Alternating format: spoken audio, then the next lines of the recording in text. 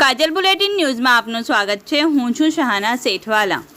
સમગ્ર દેશમાં uniform civil code જે ચર્ચાનો વિષય બન્યો છે, જે કેન્દ્ર સરકાર દ્વારા નવ વક્ફ કાયદો અને યુસીસીના કાયદાને અમલમાં લાવીને મુસ્લિમ શરિયત ઉપર સીધો હુમલો કરવાનો પ્રયાસ કરવામાં આવ્યો છે। તેવા આક્ષેપ સાથે આજે વડોદરા શહેરના ધારાશાસ્ત્રીઓ મુસ્લિમોના હિતને ધ્યાને લઈને પ્લે કાર્ડ સાથે વડોદરા દિવારીપુરા ન્યાય મંદિર કોર્ટ સંકુલ પાસેથી એક વિશાળ રેલી સ્વરૂપે કલેક્ટર કચેરીએ પહોંચી મુખ્યમંત્રીને સંબોધીને કલેક્ટરશ્રીને આવેદનપત્ર આપી આ કાયદો તાત્કાલિક રદ કરવામાં આવે તેવી માંગ કરી હતી। રિપોર્ટ સાદિક કાજલવાલા।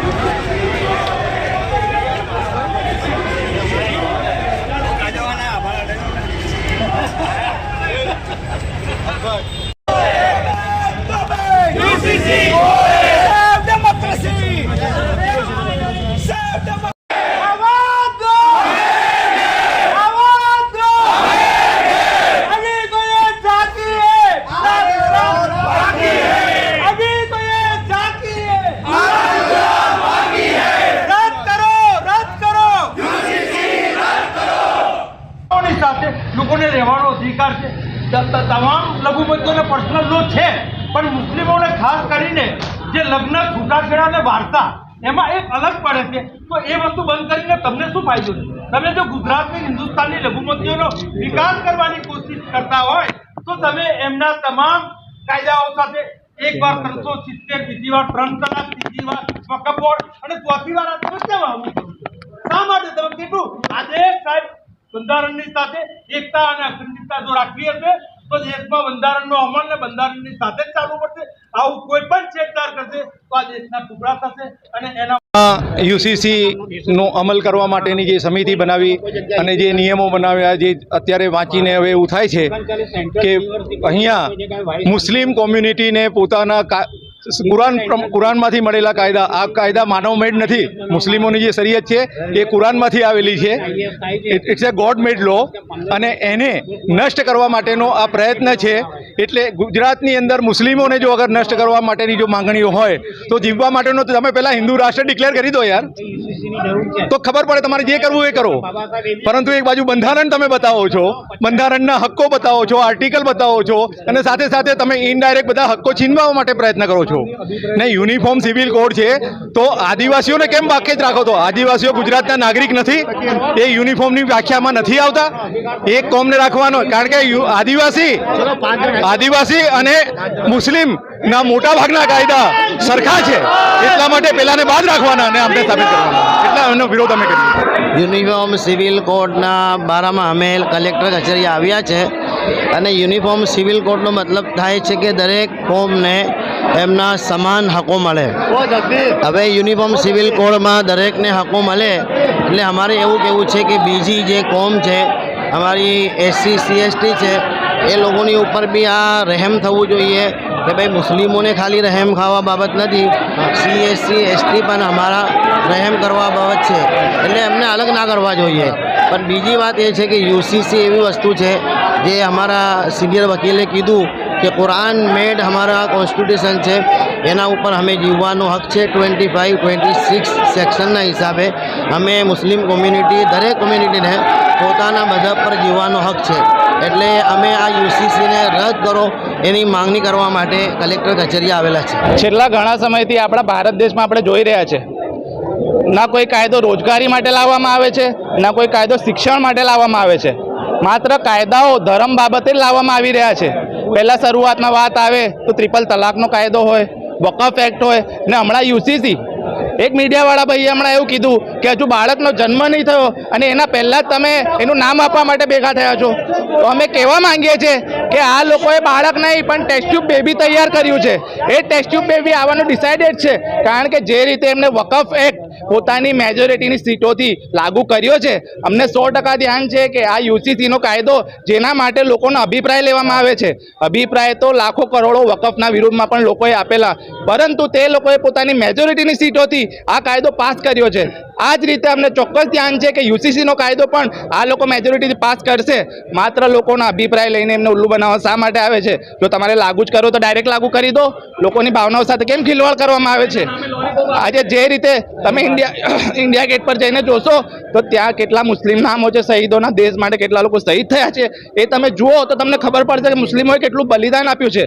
આજે અમારી સાથે વકીલોમાં મુસ્લિમ સમાજના, દલિત સમાજના તેમજ તમામ હિન્દુ સમાજના પણ વકીલો ભેગા થયા છે, કારણ કે એમને ખબર છે કે જે રીતે આજે મુસ્લિમો પર આવી રહ્યું છે, કાલે દલિતો પર આવવાનું છે, કાલે બેકવર્ડ ક્લાસ છે એમના ઉપર આવવાનું છે.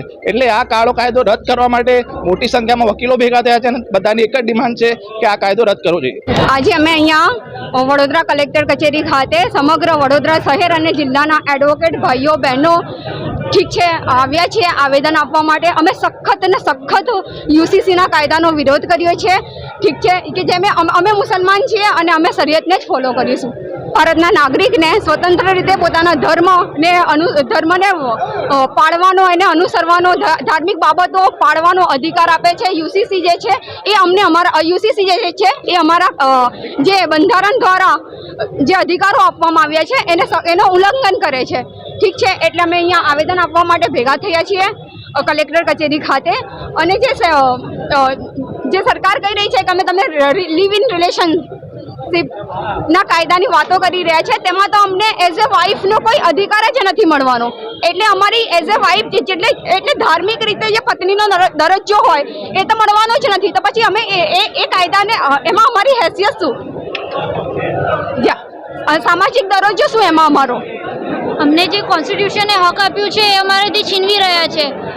બાબા સાહેબ આંબેડકરે સાહેબે અમને રાઇટ આપ્યું છે કે કોન્સ્ટિટ્યુશનમાં અમે અમારા ધર્મને ફોલો કરી શકીએ છીએ, અમને અમારા ધર્મના હિસાબે અમે ચાલી શકીએ છીએ, જે અમારું રાઇટ છે અને એ અમારું રાઇટ અમારાથી છીનવી રહ્યા છે. વકીલ મંડળ જેટલા પણ છે બધા એકજૂથ થઈને અહીં કલેક્ટર ઓફિસમાં આવ્યા છીએ. અમારું નિવેદન એ જ છે કે અમે એક ભારતમાં રહીએ છીએ, તો right to equality, right to unity એ અમારું રાઇટ છે, બરાબર. અને અહીં એવું છે કે યુસીસીના અગર કાયદો આવી જાય તો યુસીસીના અગર કાયદો અમે ફોલો કરીએ તો એમાં એવું શક્યતા છે કે બધાને પોતપોતાનો ધર્મથી અલગ થઈ શકે છે. એક રૂલ ફોલો કરવો ઇમ્પોર્ટન્ટ એ પણ અમને ખબર છે, પણ આમાં અમારા જે પણ ધર્મ છે, મુસ્લિમ જાતિ કે બીજી કોઈ પણ જાતિ, હિન્દુ, મુસ્લિમ, શીખ, એ લોકોનો પણ અહીં રિલિજનનો ધર્મ ભંગ થઈ રહ્યો છે, એમનો ફંડામેન્ટલ રાઇટ છે તે ઇન્ફ્રિંજ થઈ રહ્યો છે. સો બસ એક જ સરકારને અમારી નિવેદન છે કે જે યુસીસી છે એને ખારીજ કરો અને અમારા ધર્મ પર ચાલવાનો અધિકાર આપો. યુસીસીનો કાયદો એ શરિયત કાનૂનના વિરોધમાં છે. શરિયત કાનૂન એ 1400 વર્ષ પહેલાં અલ્લાહ તાલાએ આ દુનિયામાં ઉતાર્યો છે, કોઈ મેનમેડ કાનૂન નથી. આ કાયદો રદ કરવામાં નહીં આવે તો આગામી દિવસોમાં વડોદરા શહેર નહીં સમગ્ર ગુજરાતમાં અને સમગ્ર દેશમાં દેશવ્યાપી આંદોલનો થશે અને આ કાયદાને સરકારે પરત લેવો પડશે. આ કાયદા એ શરિયત કાનૂનની અંદર દખલઅંદાજી કરે છે. અમે એમ નથી કહેતા શું બીજા કોઈ કાયદા એવા છે કે બીજા કોઈ ધર્મની કાયદા કાનૂનમાં કે પર્સનલ લોમાં દખલઅંદાજી કરે છે. તો જ્યારે તમે કોઈ બીજા એમના માટે એવા કાયદા નથી બનાવતા તો ખાલી મુસ્લિમોને રંજાડવા માટે આવા કાયદા બનાવવાનું કારણ શું? અને એ કાયદા બનાવવાથી શું દેશમાં ડેવલપમેન્ટ આવે છે? શું એ કાયદા બનાવવાથી બેરોજગારી ઓછી થાય છે? શું એ કાયદા બનાવવાથી ગરીબી ઓછી થાય છે? આ પ્રશ્નનો જવાબ મને સરકાર આપે કે આ કાયદા બનાવવાથી શું આવું કોઈક દેશ હિતમાં કોઈ ફાયદો થતો હોય તો અમને બતાવો. દેશ હિતમાં કોઈ ફાયદો નહીં, ઉલટાનું દેશને ભાગલા પાડવાની માનસિકતા સાથે કાયદા બનાવવામાં આવે. દેશના વિકાસની જે એ છે એ મુદ્દાને ભૂલાડવાના પ્રયત્નો કરવામાં આવે, રોજગારના મુદ્દાને ભૂલાડવાના પ્રયત્નો કરવામાં આવે અને આ ફક્ત અને ફક્ત વોટ બેંકની રાજનીતિના ભાગરૂપનો કાયદો છે. કલેક્ટરશ્રી આવેદનપત્ર સ્વીકારતા શું જવાબ? કલેક્ટરશ્રી આવેદનપત્ર સ્વીકારીને અમારું આ આવેદન યુસીસી કમિટીને પહોંચાડવાનું કીધું છે અને એનો જે ટૂંક સમયમાં અમને જવાબ પણ પહોંચાડવામાં આવશે. શું નામ છે આપનું? અશફાક મલિક. જો અમે મુસ્લિમ સમાજના લોકો છીએ, અમે કોઈ પણ સંજોગોમાં અમારા દીન અને અમારા શરીયતમાં કોઈનો પણ હસ્તક્ષેપ પોસાઈ શકે એવું નથી અને અમે એ બરદાસ્ત કરી શકીએ નહીં. અમે ભારત દેશના નાગરિકો છે. અમારા ઘરની બહાર જ્યારે નીકળીએ છીએ તો અમે ભારતના તમામ કાયદાને ફોલો કરીએ છીએ, પરંતુ અમારા ઘરની અંદરનો કોઈ કાયદો બદલવાનો પ્રયાસ કરશે તો તે અમે કદી પણ બરદાસ્ત કરીશું નહીં. અમે કોઈના લગ્નમાં કે લગ્નના વિચ્છેદમાં કે કોઈના સક્સેશનના કાયદામાં અમે કોઈ જગ્યાએ આજ દિન સુધી કોઈ ટિપ્પણી કરી નથી. અમે એટલું જ માનીએ છીએ કે જીવો અને જીવવા દો. તમામ જ્ઞાતિના લોકો, તમામ ધર્મના લોકો આર્ટિકલ 13 પ્રમાણે એક કસ્ટમ, એક રિવાજ અને રૂઢીને કાયદો જ્યારે સંવિધાન માનતું હોય તો જ્યારે અમારી કસ્ટમ છે, અમારા ટેનન્ટ્સ છે, અમારી ફેથ છે, એ સંવિધાનની આર્ટિકલ 13 પ્રમાણે એક કાયદો જ છે અને એ કાયદો હોય તો બીજા કોઈ કાયદાની અમને જરૂરિયાત નથી. કાયદાની ઉપરવટ જઈને બીજો કોઈ કાયદો જો ધર્મના ટેનન્ટ્સને નુકસાન કરીને બનાવવામાં આવે તો એ અમને કદી પણ મંજૂર રહેશે નહીં અને અમે આ યુસીસીનો સદંતર પ્રમાણે વિરોધ કરીએ છીએ. આજે આ વડોદરાના વકીલોએ આ રેલી કાઢી છે. આવનારા દિવસોમાં સમગ્ર ગુજરાતમાંથી રેલી કાઢવી પડશે. જો અમારે પદયાત્રા કરવી પડશે તો અમે વલસાડથી લઈને છેક સુધી, નોર્થ સુધી, અમે સાઉથ સુધી બધી જગ્યાએ અમે રેલી કાઢીશું અને આનો વિરોધ નોંધાવીશું. ખાલિદ પઠાણ. આજે જ્યારે આ કોમ સાથે થતું હોય, કાલે મારી કોમ સાથે બી થવાનું છે. એટલે અમારી કોમ બી, અમારે SC ST પરિવાર, તમામ પરિવાર આ સમુદાય સાથે સામેલ છે અને અમે જ્યારે બંધ પડશે ત્યારે આમની સાથે અમે રહીશું. આવા કાળા કાયદોનો અમે વિરોધ કરીએ છીએ. આવા કાયદો વિરોધ કરવાનો અમારો એટલો જ મતલબ છે કે તમામ દેશની અંદર આ વસ્તુ ફાટી નીકળશે. इस वीडियो को लाइक करें, हमारे चैनल को सब्सक्राइब कर बेल आइकन जरूर प्रेस करें